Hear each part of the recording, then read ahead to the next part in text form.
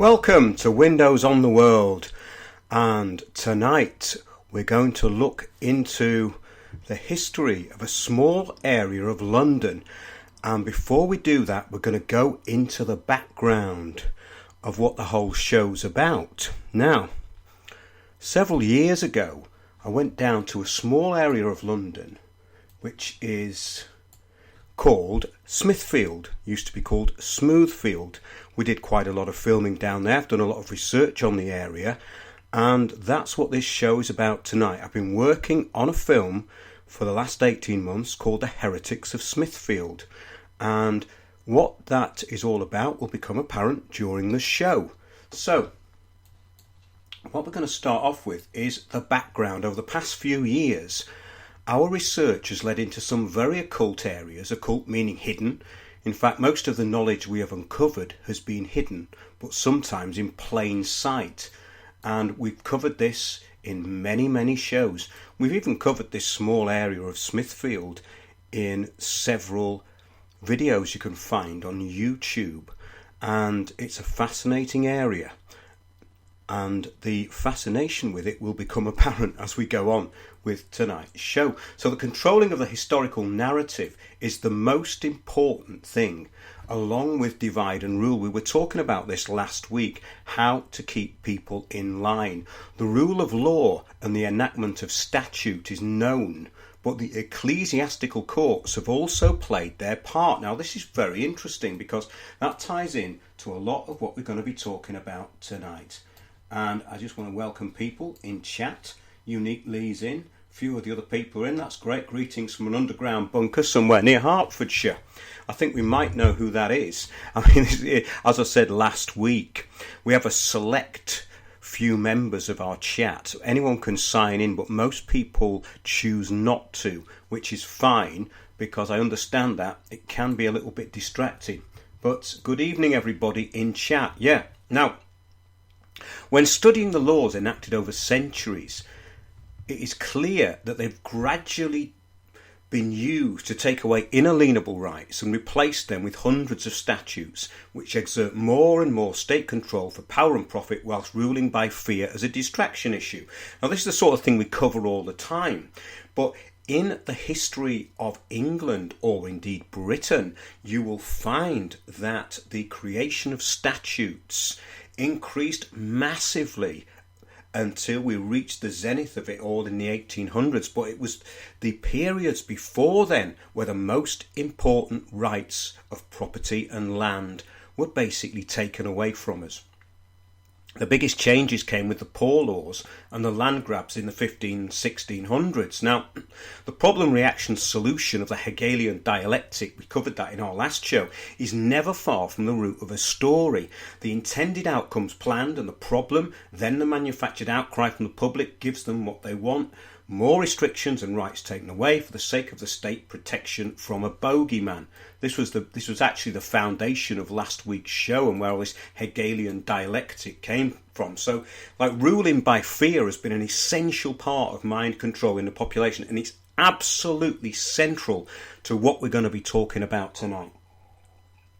This week, this will lead into geomancy in certain ways. In other words, the actual geography and what's under the earth in certain places. Now, this does actually affect how the priest class view them, and we've done a lot of research into that as well, and it will tie into what we're going to talk about tonight.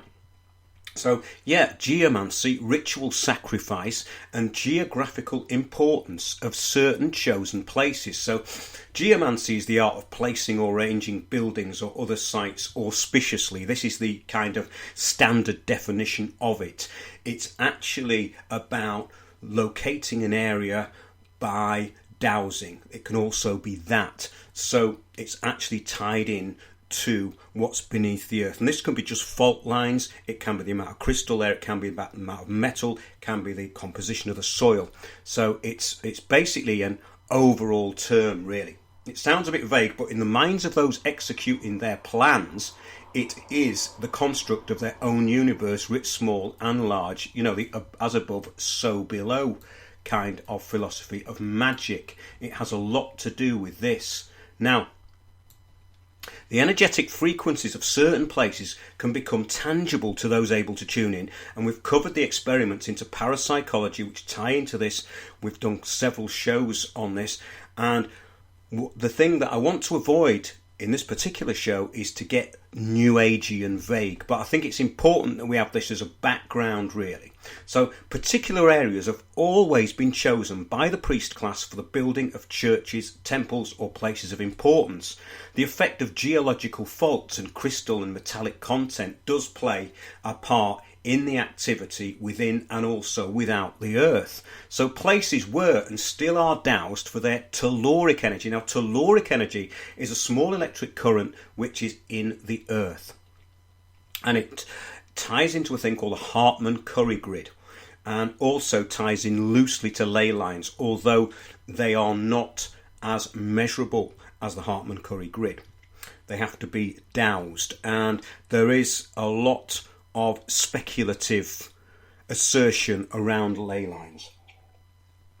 But of course we've got the ley lines that dissect this country, the Berlinus, and of course the Michael and Mary line, as they call it.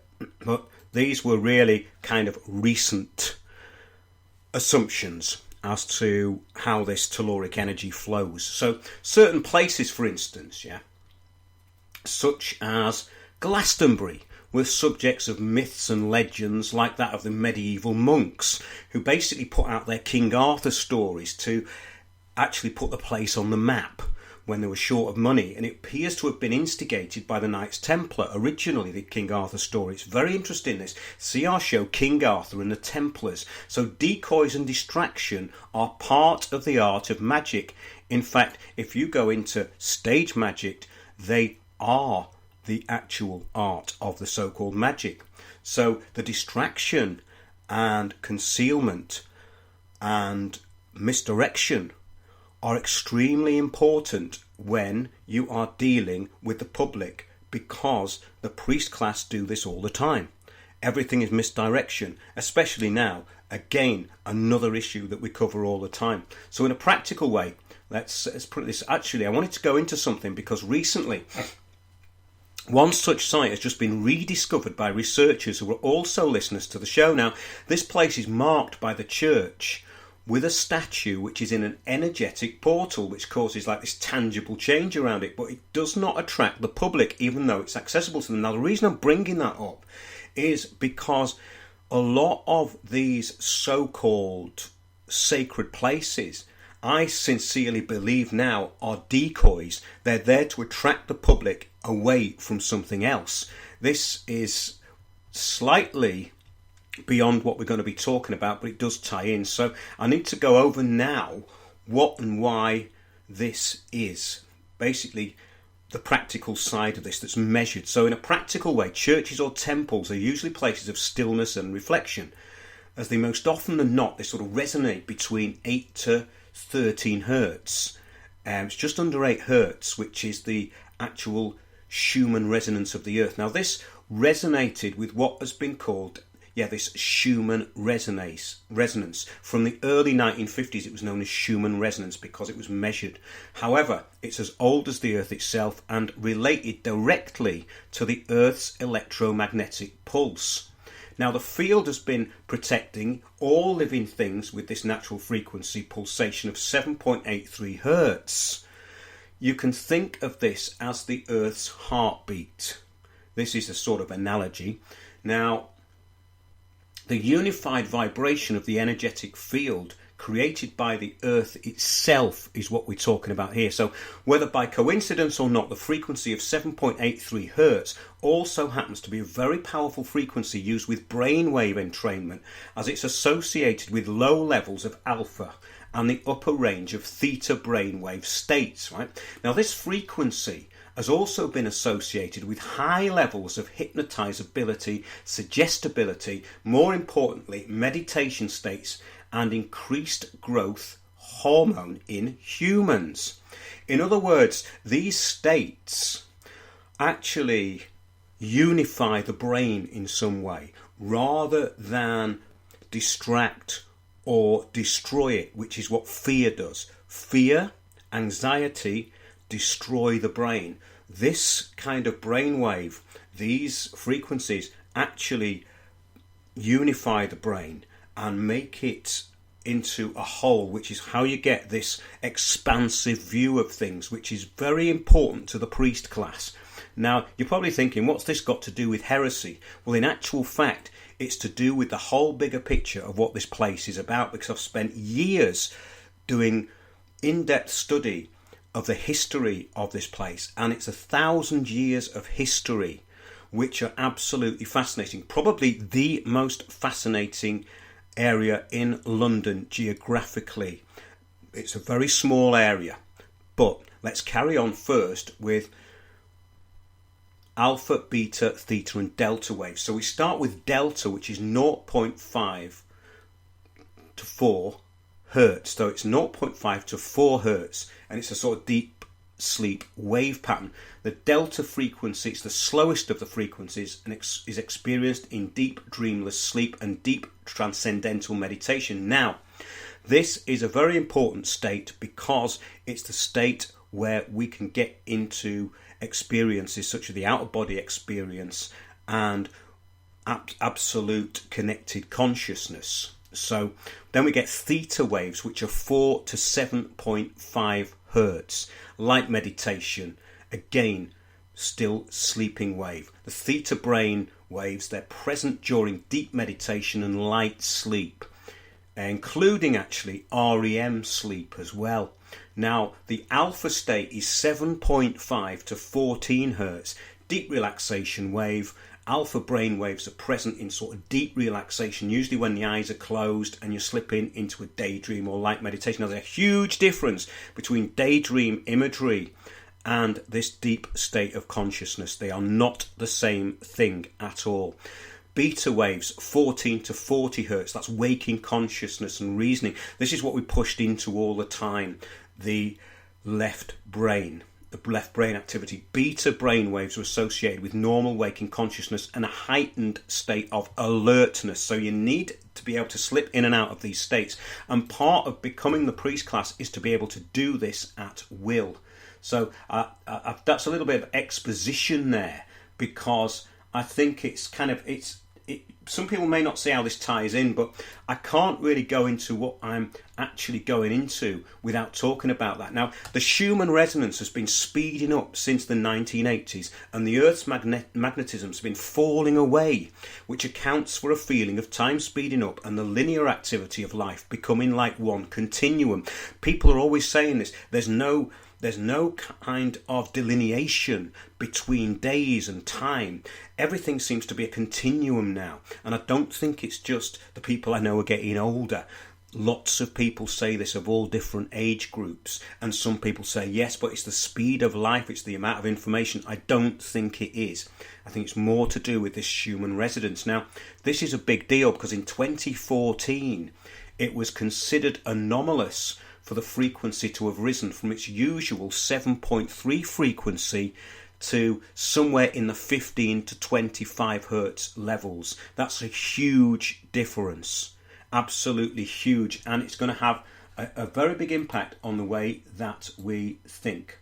Right, so let's carry on. Even today we experienced moderate activity. That was today. I've just looked this up now. 4 hours of movements from 7:30 to 11:30, which is Greenwich Mean Time, Universal Time, where one strong spike went way above 40 hertz and happened at 8:40 and lasted 20 minutes.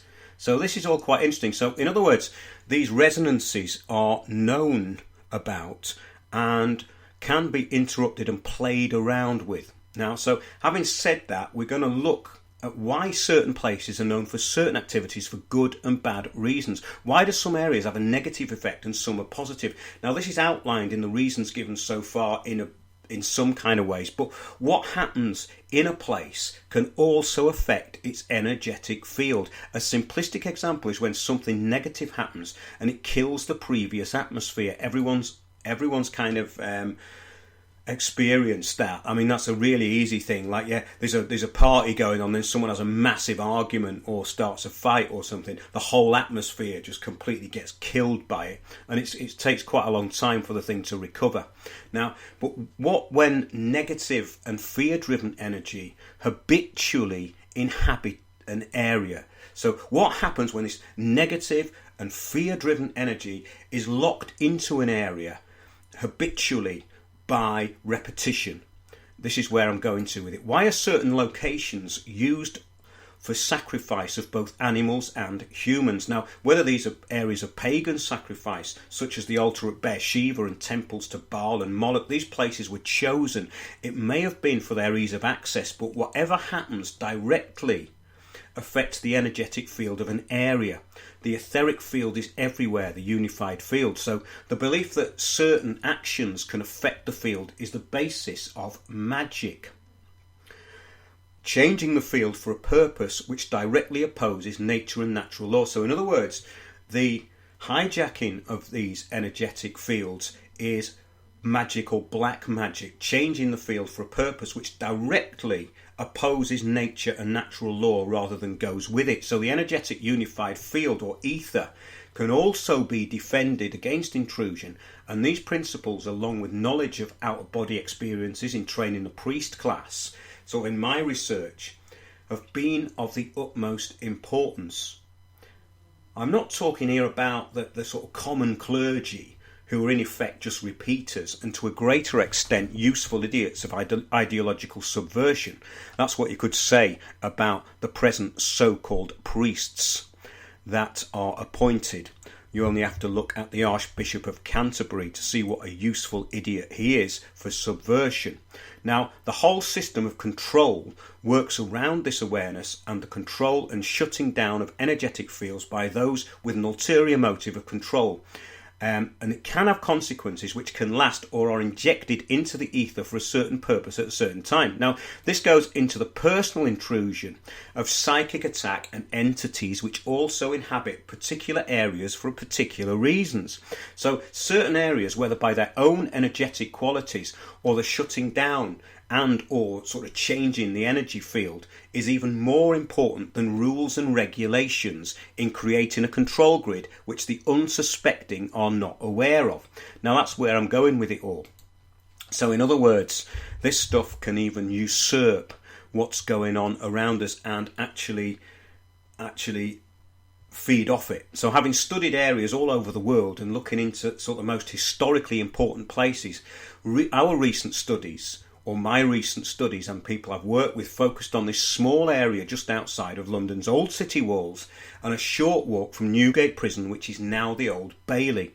Now, the very small central area is not, in effect, changed in nearly 1,000 years, in that its flat centre, which has a garden, a rotunda garden in the middle, with a lowered kind of car park underneath it, is exactly, apart from the car park, the same as it was over the last 1,000 years. It was originally called Smithfield, and it was famous for the selling of horses and watering of cattle. This is Smithfield, the area known as West Smithfield without Farringdon. So it's the area in the city of London, but it's actually without Farringdon. So the area is known as West Smithfield without Farringdon.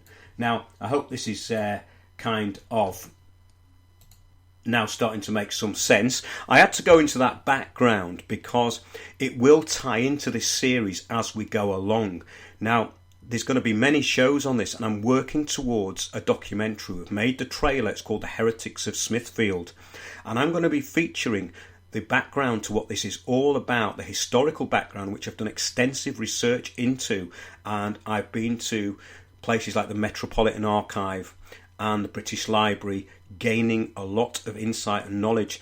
Now, the actual main substance of what we're going to be talking about is heresy and the burning of heretics. And this place, Smithfield, without Farringdon, in the city of London, was famous for the burning of heretics and also some other very macabre events. Now, Smithfield, in my opinion, should be the most haunted place in London, not only are there plague pits surrounding it, the actual methods of execution would leave a lasting impact in the energetic field. And this goes into the legend of Smithfield.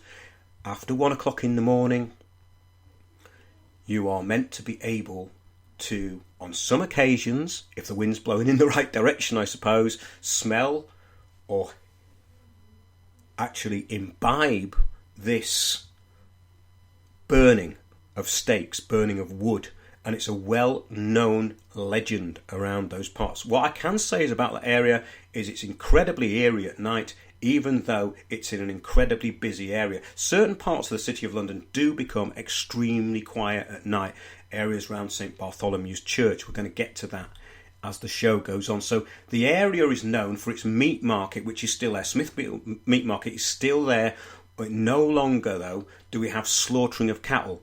And the flat area was used for the ritual sacrifice of humans under ecclesiastical and common law.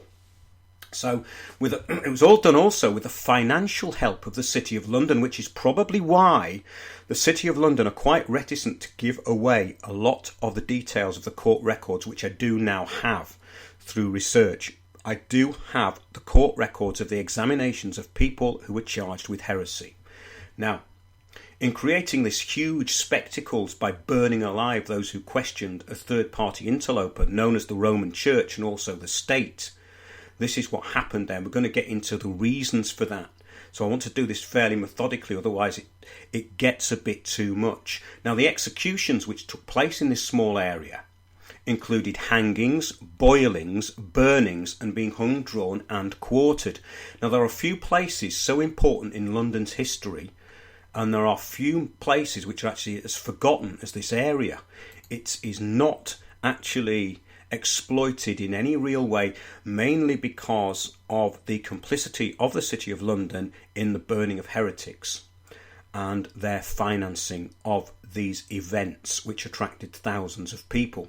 Now, in the 1830s, in Oliver Twist, Smithfield was described thus: "The ground was covered nearly ankle deep with filth and mire, a thick steam perpetually rising from the reeking bodies of the cattle, a stunning and bewildering scene which quite confounded the senses." This place was absolutely jam-packed with people. And now we're going to get on to St Bartholomew the Great. This is the oldest church in London, in Smithfield, founded by the monk Rahia in 1123 and moved to its present site in 1184. Now, this is extremely interesting because our story starts off with a place of hope and healing, and it then degenerates. So this is a very important part of the history of the City of London, and you'll find out why as we go along.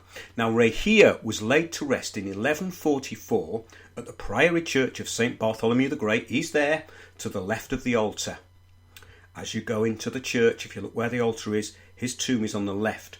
Now, Bartholomew the Great is the oldest surviving church in London, founded in 1123 as an Augustine priory, and this still survives along with Bartholomew's the Less, which was actually damaged, I think, in the Second World War, and has been rebuilt in a Templar style with the Holy Grail as the stained glass windows in there. And apart from that, there's the usual Madonna and Child and saints on there, but it's got a very large grail on it. This is a very interesting church, and it's in the grounds of St Bart's Hospital there, which is this area of West Smithfield. I'm just going to see what's happening in... Oh, yes. What does an elm tree mean to people in the 1670s? Well, the area is well documented. The books are quoting proving this. Yes, that's right. As it's the most literal. Well, it's actually, in fact, the area is not that well documented when you want real detail. So that's not true. It's not well documented. You can find out this stuff if you start digging. There is much that is hidden, and once you start trying to find certain details about Smithfield, you will start to find doors closing. Now let's get back to Rahia the monk. This is a great legend. The legend states that the monk Rahia, instructed by St. Bartholomew, was to build a hospital for the poor when on a pilgrimage to Rome he got malaria and became feverish, and he had a vision of St. Bartholomew, who instructed him to build a church hospital for the poor on these grounds. Now, Rahia, in his out-of-body state in this episode in Rome when he had malaria, was taken upon the back of a large winged beast, a dragon, and saw the site below where he was to build the hospital, and he was instructed by St. Bartholomew. Now, this is incredibly interesting because the dragon became the symbol of the city of London. So, true to the vision, Rahia made a complete recovery upon returning to England, and he made straight for Henry I, and upon hearing Rahia's tale, this is the story, Henry granted the land and funds to build the church. We know that construction work began after a royal charter was granted in 1123 and continued for the next quarter of a century. So Rahia's new monastic house was the home of the Augustinian canons, who specialised in easing the suffering of the ill and the elderly. In the 20 years following the establishment of the priory, its reputation grew until it was the largest in London. Now, this place has never been touched. It's an incredibly old church, and when you walk in there, the atmosphere is incredible. It's being built right up to by these glass towers that are surrounding it, and they've taken away some of the priory grounds, which actually surprised me. But the entrance remains intact. The entrance would be where the heretics were brought out to be burnt in Smithfield. Now, we actually also have the exact spot where the burnings took place. There seem to be several places from the points of view of the engravings in the 1500s of the burnings. However, what we found is that in 1849, an old sewer was being dug up, which is just to the left of the entrance to St. Bartholomew's Church, about 30 feet, which is now into the road, not the large pavement there. This was where they found the stake, about 3 foot down, with charred bones, and also allegedly the ring of Anne Askew, a Protestant who was burnt, who was part of landed gentry in England, and we're going to cover her story because it's so fascinating. It's not actually been covered in any great depth. I was able to get the examinations of Anne Askew when she was examined for her heresy and taken to the Tower of London and actually tortured, the only woman to be tortured, and also illegally tortured. It's an incredibly interesting story. But let's get back to the Church of the Poor, Rahia's new monastic house. So, it housed the Augustinian canons, helping the elderly, and in the 20 years following the establishment of the priory, its reputation grew until it was the largest place in London, the largest Augustinian priory in London. Now, this growth was conveniently helped along by miracles that were attributed to the prior, described in records of the church as including acts of faith and healing, and to involve fragments of the true cross. You know, all of the legend was put in there to make this a very special place of pilgrimage and healing. And also legends of strange lights emanating from the church. Now, Rahia died in 1144, allegedly when he was in his late 50s. Records are sketchy, but up until the end of his life, it's said that he walked the streets of Smithfield that now teemed as a result of the priory's fame. Incredibly busy place. As he wandered, he'd occasionally stop and show off some of his juggling skills and his tumbling tricks that he performed at Henry's court to entertain decades before. This is probably all legend and myth, but it's nice imagery to think of the monk Rahia cheekily darting around among the less fortunate ghosts of Smithfield, doing his juggling and being a jester. Now, the legend says that Rahia is still here to be seen, capering around, amongst the less fortunate ghosts. And this is an interesting thing because the white or silver dragon is the emblem of the city of London. And the red dragon is now associated with Wales, with what is now Wales. Now, out of this battle, legend has it, will emerge a synergy, which will no doubt be the completion of world government and global corporate communistic control run by billionaire elites, because it's the city of London running it. But it's this interesting mythology that goes back to Merlin. It goes back to Welsh stories about the conflict between the white or the silver dragon and the red dragon. And basically the idea is that goodness will prevail and the red dragon will win. Okay, so that's the story. So it's got a 1,000-year history, this place, and it's fringed by these Freemasonic halls, livery companies, and the occasional pub, one of them which was bearing the legend "Last Drink Before Execution." Now, also Smithfield has hosted the murders or killings, executions of two very famous people as well. One being Wat Tyler, leader of the Peasants' Revolt, and the execution also of the Scottish rebel leader William Wallace. Now, these are well documented and happened at Smithfield, just outside the gates of St Bartholomew. So William Wallace was born about 1270 near Paisley in Scotland. He died August 23rd, 1305, when he was executed in London at Smithfield. He was taken to the Guildhall and interrogated. He was dragged, hung, drawn and quartered. Basically had his guts spilled in front of his face in front of the crowds at Smithfield.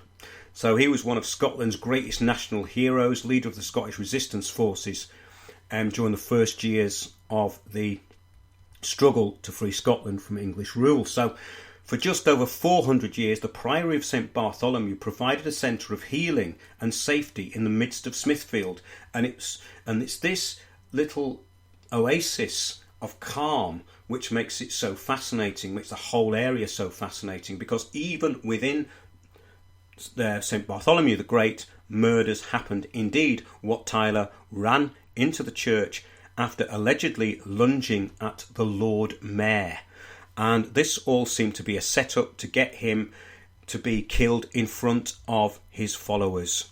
So they were then promised a meeting with the king, which never happened, and they were slaughtered or sent back home. So we see a familiar pattern here. Nothing's really changed. We just don't do it in such barbaric ways these days. But William Wallace was hung, drawn and quartered outside the front of the church. Yes, so Wat Tyler was murdered by the Lord Mayor of London at about the same spot. Yes, now it was the execution of heretics which it is most famous for. Now, interestingly, the plaque in Smithfield only has a few of these heretics listed. Hundreds of heretics were burned during the time of Henry VIII, Edward VI and Mary I. And some of these characters are the focus of what we're going to be talking about in this series. It's incredibly interesting. And at this point, I'm going to play the trailer, which is the audio of the film trailer for our documentary, The Heretics of Smithfield. If I can find the actual... Here we go. Yes.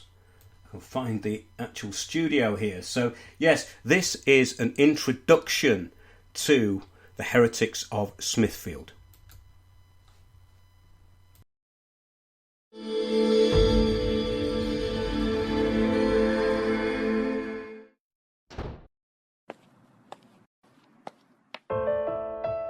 I find recorded in the Register of London the names of divers men and women, troubled, persecuted and imprisoned by the proud, cruel and bloody rage of the Catholic seat.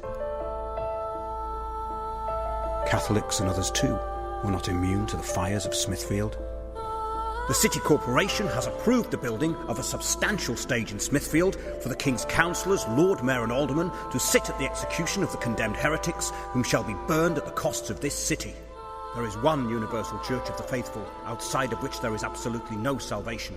John Tewkesbury, James Bainham, John Frith, Andrew Hewitt, Friar Forrest, John Nicholson, Anne Askew, John Lascelles, John Adams, Nicholas Millennium, Joan Bocher, Bartholomew Leggett, John Rogers, Thomas Tompkins, John Cardmaker, Joan Broughton, William Sawtre. You say you are the church, and we say we are the church. John Wart, Bartlett Green, Thomas Brown, Isabel Foster, Agnes Stanley, John Hollindale. The hangout of thieves, the slaughtering of animals, the last destination of those known as heretics. I will pay my vows to thee, O Smithfield. Oh, ye papists, behold, ye look for miracles, and here now you see a miracle. for in the fire I feel no pain. These words he spoke in the midst of the flaming fire as his arms and legs were half consumed. The small area known as Smithfield, known for all manner of sacrifice.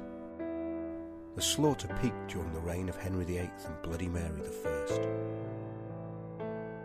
There are few places so important in London's history, and few places with more forgotten history than Smithfield. This film encounters the ghosts of the past and tells of the history of the good, the bad, and the heretics. Those who would not compromise their beliefs, and those caught between the changes in allegiance with Rome and the Crown. This is very, very interesting. That's actually the audio of the video trailer, so you don't benefit from the pictures on there. But what's fascinating about this is that the changes in allegiance with the church meant that during the time of Henry VIII, heretics were burned. However, during the Protestant time of Edward VI, Protestants were allowed to practice what they would have previously been deemed to be heretics. So basically it's an ideological battle that was going on, which makes it absolutely fascinating, and a lot of this was down to the needs of Henry VIII, and we're going to go into that as the shows carry on here. But it was a turbulent reign of Henry VIII, and the ritual burning of heretics, mainly Protestants, escalated, but also Catholics were burned alive as the allegiance of Roman state changed. That was really what the trailer was about. So Henry's son Edward VI was the boy king. He reigned with adult advisors when England became fully Protestant, and then it became Catholic again under Mary I, Bloody Mary. Now, what was heresy in 1546 before Henry's death was accepted practice during the short reign of the boy king Edward VI. So, as they stated in Fox's Acts of Martyrs, they called it the cruel rage of the Roman Church. It returned under Mary, who executed like hundreds of Protestants by ritual burning. She even ordered fresh wood to be used so it would not smoke as much, and the heretics would take longer to burn to death. Now, what used to happen is that the heretic would have chance to abjure, basically to see the error of their ways, and they were caught up in these arguments, which were basically down to things like the Eucharist being the literal flesh and blood of Christ, and it came down to two acts, which expanded outwards basically into several acts, which ended up in a thing called the Act of 6 Articles. Now, the first act which brought this in was called Heretico Corumbendo in 1401, and the first priest to actually be burned alive was, guess what, in 1401, William Sawtre. Now, this battle for people being able to actually read the Bible for themselves and the struggles that went on are absolutely fascinating, because it brought to light some of the most interesting characters in history, and this is one of the reasons I want to make this film. So you can see our previous video, Smithfield, the scene of ritual slaughter in London, which is a basic grounding in the area and what this is about. Now, that was in 2015 when we first started researching and visiting the site, which is a very protected place in London City, and it's surrounded by Freemasonic and livery companies. All these Freemasonic halls are all around, and we had quite a lot of interruption there when we were first down there. Not so much this time because I'm filming very, very low key, which is the best way to do it. But previously we attracted quite a lot of attention. It's interesting that people are very, very protective of that area, and often they don't know why they're protective of that area. It all goes down to the power of the Freemasons in that area, and of course the City of London, the most surveilled square mile on the planet. So Smithfield is basically a place of meeting, celebration, and most of all healing, and it turned into a place of this ritual slaughter and a place to traumatise the onlookers who would attend the public burnings in their thousands, alongside the Lord Mayor, the likes of Bishop Bonner, Thomas Rotterley, Sir Richard Rich, and those who worked alongside church and state, and also punished. Were also punished when the state changed allegiance. Now, this is the most important thing, I think, is this kind of flip-flopping. That's the tragedy of people like Anne Askew, who was burnt at the stake, whereas during the reign of Edward, which was a year later, where Henry died in 1547. In 1546 she was burned, but in 1548 she wouldn't have been burned. What she was saying would be actually spouted from every pulpit in the country. Absolutely fascinating stuff. So the drama played out over the third-party interlopers into freedom to choose, also known as heresy, started off with this act of 1401, Heretico Corrumbendo, concerning the burning of heretics, which made it legal. Now, the mainstay of the ritual burnings of those who wanted to read the Bible for themselves and think for themselves and wanted to cut out the priest as a middleman was this act, which then went into later acts, and it was passed by Parliament under Henry IV in 1401, punishing heretics with burning at the stake. This legalised it, made it a common law. It basically went to a common law writ. Now, the law was one of the strictest religious censorship statutes ever enacted in England. So William Sawtre, as we said, became the first lollard. They were called lollards, which meant to mumble, because a lot of these people would be going round saying prayers under their breath, and so they were called mumblers. And lots of them used to congregate in the Saracen's Head in Islington Upper Street, which I believe is still there. Also at the White Horse in Cambridge. These were the ones outside of London. So heretical thought was actually being spouted in pubs, quite interestingly. And of course that's one of the reasons why they want to shut pubs down. So the statute declared, this heretico corrumbendo, that divers false and perverse people of a certain new sect make and write books, they do wickedly instruct and inform people and commit subversion of the said Catholic faith. The sect alluded to is the Lollards, followers of John Wycliffe. Now, John Wycliffe was the first person to translate the Bible from Hebrew and Greek.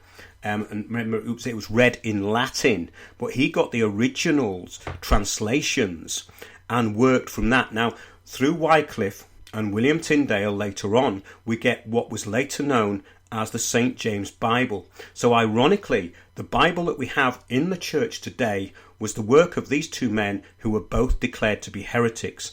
Really adds to the fascination of the subject.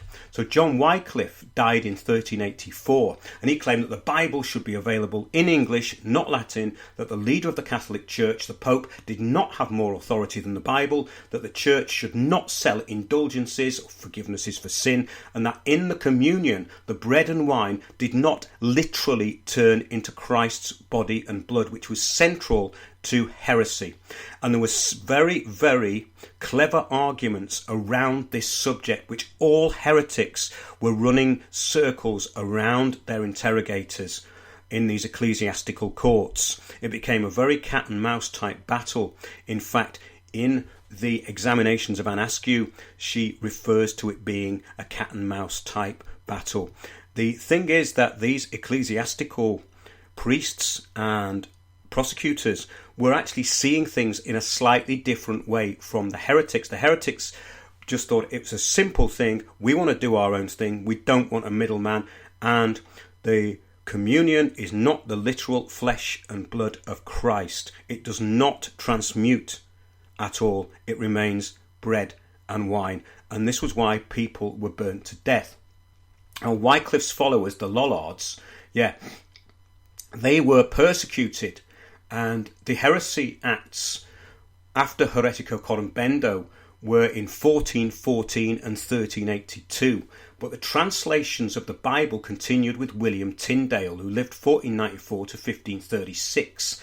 And we're going to go into these two men in some detail because it's so interesting. So basically, Heretico Corrumbendo urged that these people would be burnt to death by common law.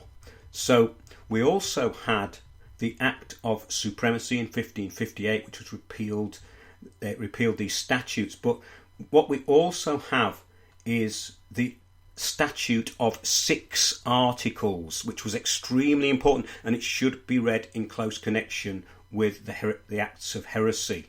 and this was in 1533, a lot later. It provides a positive definition of heresy and establishes a special procedure for the prosecution of heretics, for commissions were to be issued in every diocese to the bishop and others to inquire into offences like spying on the local congregation against the act, and the commissioners were empowered to compel the attendance of accused persons before them and try them with a jury. So this is a jury trial at common law.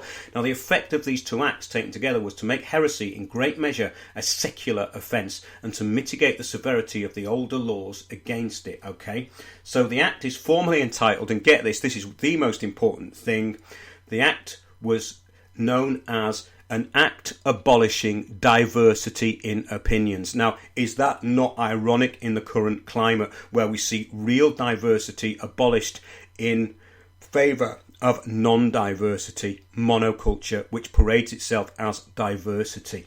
That's a fascinating comparison, I think. So the act was passed into Parliament, passed through Parliament in 1539, and it remained Henry's policy towards reform until his death. The act also represents the political defeat for Cromwell, Archbishop Cranmer and the other reformist leaders at court. Very interesting this. This is where the schism emerged in the court. So the the 6 articles was referred to as the bloody whip with 6 strings by many Protestants, and passage of the act prompted Hugh Latimer, the Bishop of Worcester, and Nicholas Shaxton, Bishop of Salisbury, to resign their sees and force Cranmer to send his wife back to Germany. So that's the incredible thing about all this, that during the time of Henry VIII, certain periods, the priests would have to conceal their wives and pretend that they weren't married, whereas several years later, when he died, the wives came out again and could actually be seen in public. This is the insanity of the Roman cult and what it was actually imposing. So, without mentioning the word, the first article affirmed that transubstantiation, the Catholic doctrine of the Eucharist, it basically goes into the sacrament of the altar by the strength and efficacy of Christ's mighty word, it being spoken by the priest, is present, really under the form of bread and wine, the natural body and blood of our Saviour Jesus Christ, conceived of the Virgin Mary, and that after the consecration there remaineth no substance of bread and wine, nor any other substance but the substance of Christ, God and man. Now that was the first part of the Act of 6 Articles. Basically, this article which tried people in common law to be burnt to death at the stake. But all of this was done with consent, because heretics were given 3 chances to abjure their beliefs, and they were then allowed to argue against the ecclesiastical court, which of course they could not really win. However, these arguments were, as we stated before, really clever, so they knew how to argue these people. And one of the reasons why it's hard to get hold of these court records is because of this and the complicity of the City of London in this burning of heretics. So, yes, that was the Act of 6 Articles. We should probably finish today's show with something about William Sawtre, the first heretic to be burned in 1401, with the Act of Heretico Corrumbendo. William Sawtre was a parish chaplain in Norfolk, and he was a sort of vigorous preacher. All these people were very enthusiastic and very, very alternative, outside the accepted views of what priests should be, often very enthusiastic, with very enthusiastic congregations, spreading his what was called an unusual message at the time. He declared that he would rather venerate a living monarch or the bodies of the saints or a confessed and contrite man than any crucifix, that priests should preach or teach rather than say canonical services, and that money used for pilgrimage should be better spent on the poor. In other words, he wanted to be spontaneous. These people wanted to be spontaneous in what they were saying to their congregations, not reading the sermon basically with their back to the congregation. Now, most significantly, he also held that real bread remained on the altar after the words of consecration real sign of heresy there. So he was saying that the blood and the wine, the wine and the bread are not the literal body of Christ, which is absolute heresy in this particular era. Now, initially, Sawtre was taken in 1399 to the presence of Bishop Henry Despenser, Bishop of Norwich, who had dealt so firmly with the Peasants' Revolt. Now, this guy was absolutely complicit in stamping out the Peasants' Revolt and basically the ritual murder of Wat Tyler in front of a huge audience, which traumatised the rebels.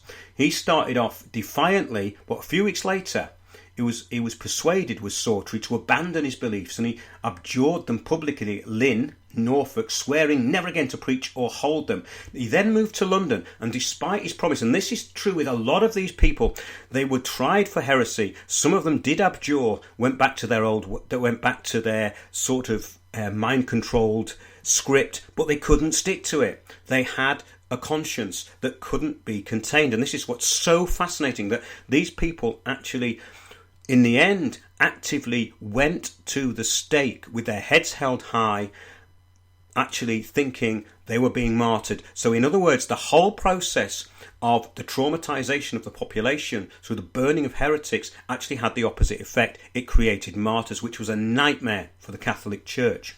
So let's get back to him anyway in closing. Sawtre responded with clever evasions when he was being interviewed, and replied that this actual transubstantiation of the bread and wine could be interpreted in several ways, and for several hours Sawtre avoided answers that could incriminate him, but Arundel was relentless, pushing him harder and harder for hour after hour. Eventually Sawtre could avoid no longer. Following their consecration, he said the bread of the altar, quote, remained true bread and the same bread as before. Absolute mark of the heretic. Arundel had won. He had his man. William Sawtre was convicted as a heretic. He made no plea for mercy. Instead, he loudly prophesied imminent ruin for clergy, king and kingdom.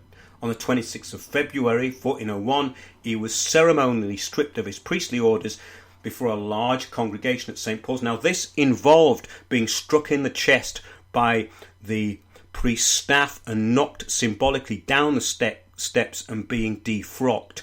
So this is an actual black magic ritual that was being performed on these people, and they had then had their, if they were lucky, had their heads shaved, and they were dragged basically on what you could call pallets to Smithfield in front of huge crowds. People would bless them, would want to touch them.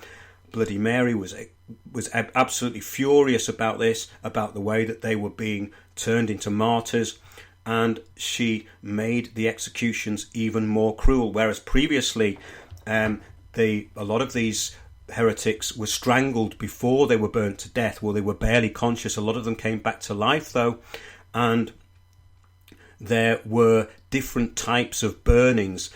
Sometimes they would be allowed to have gunpowder placed around their neck or in the bonfire so that they would be blown to pieces, or they would have their throats blown out and would die before they burnt to death. Some of them, though, are reported as actually shouting and without any sign of pain as they were being burned alive. This may be legend, but there's a book called Fox's Book of Martyrs, which contains the stories of many. It's 600 pages long. I've read it all, and it's in great detail. However, it doesn't cover all of the heretics, and many of the heretics are not actually recorded. Their stories are hard to find. I have tracked down all of them. There are many. There were not just Protestants, there were Catholics burnt too, even Anabaptists who were evangelical Christians who basically believed that Jesus Christ was a supernatural being and not flesh and blood, and this was another act of heresy. See here Joan Bocher, also known as Joan of Kent, the Anabaptist, who was burnt during the time of Edward VI, which was extremely unusual. So we've got not only Protestants being burnt to death, but also Catholics. Most fascinating is the story of Friar Forrest, and we're going to get into that next week, or when we next do one of these shows, unless anything really important comes up, and we have had some very important news come in today. I'm just going to get into chat But basically, that's an introduction to this area and the background to what we're talking about, which is the Heretics of Smithfield and ritual sacrifice in London. So it's good to have people in chat. I know there's a lot of people listening out there, and I think this might bring in a new crowd as well, because what we're doing here is combining a lot of the stuff we talk about. In other words, that's why I wanted to bring the geographical nature of this in, and that will become more apparent as we talk about what and why, where, whom and when with Smithfield, because it's such a fascinating history. Smithfield also was the home to Bartholomew's Fair, which was opened by the monk Ray here in the 1100s and ran all the way until 1855. It used to run for 2 weeks, and of course cloth fair around Smithfield was famous for this, and the trading in cloth. Animals were traded. It was a fun fair basically, so you had everything from jousting and dueling, games. It was used for just about every kind of practice, and of course was the home of and hangout of thieves and rogues and vagabonds and every type of trader. So I think it's one of the most interesting areas in London. If you get a chance to go there, do take a look around. Go there in the evening or on a Sunday. On a Sunday afternoon, it's very quiet, and you can go into the Rotunda Garden in the middle, and you can see from the old engravings where these executions took place. So we had the Elms, which was by Cow Lane, which was then moved to Tyburn, the Tyburn tree in Marble Arch. So that's another aspect of Smithfield, was that it was the original place. The elms were used for the hangings, and we've got the original maps which show where the elms are, and the actual hangings were done behind the Haberdasher's Hall. We found the exact spot, and when we filmed in front of it, the gate was then covered up. I'm not sure if that's a coincidence, but we have had a lot of, let's say, interesting interactions around Smithfield. So this is absolutely fascinating, and as usual, Unique Lee's gone off on a tangent about genetic typing, which is excellent. So we're going to wrap this up for this week, and we're going to be carrying this on as an occasional series. Unless something really important comes in next week, I'd like to carry on with it. We're making this film. I'm looking for people who may want to take this project forward, if anyone's serious about that. We've done a lot of the filming, and we do have a distributor for the film, but what I wanted to do was offer some very in-depth offshoots of the film, which would be documentaries to people who listen to the shows, basically to help fund what we're doing, just to be available as a download. So that's the kind of idea that I have for the forthcoming project, the Heretics of Smithfield, which we've been working on for a couple of years. So oh yeah, it was sort of within the context of Smithfield. What I'm going to do, Lee, is I'm going to read your comments later, because I had so much to get through there. I'm glad I did. I had a lot of notes, and I'm pretty pleased I got through the first episode of what is going to be a fascinating series. So good night, everybody. That's it for this week's show. Hope you enjoyed that. Give it a listen again, because there's probably lots of information in there which will be helpful when you're looking into this, because a lot of this information is over a very long period of time and hard to put together. So that's it for this week's show. See you next week.